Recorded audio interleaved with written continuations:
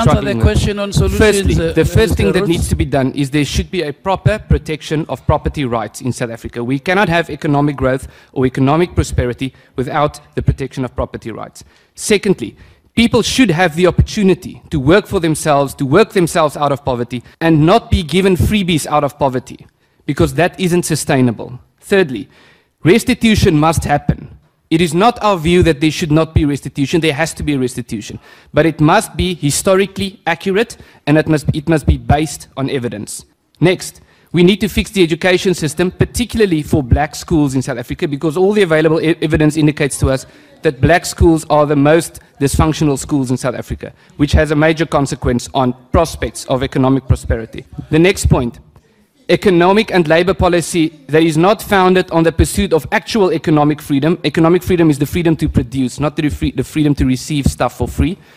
Economic and labor policy that is founded on actual economic freedom must be fostered. Next, we must close unnecessary government departments that only serve to waste taxpayers' money. We need to seriously cut down on the Department of Land Reform, which will leave less room for corruption and theft of money by ANC cadres, so that the money can be used for what it needs to be used, which is restitution, which needs to happen.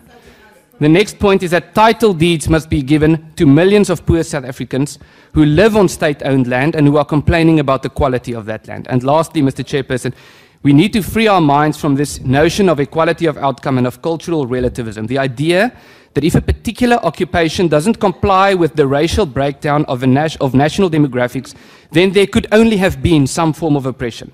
We need to stop prescribing to people how they should think. We need to stop being angry about the fact that 93% of people who file land claims say that they would rather want money than land. We need to stop being angry about the fact that black people are urbanizing at a higher rate than any other race group. We need to stop being angry about the fact that certain people tend to want to be farmers and certain people tend not to want to be farmers.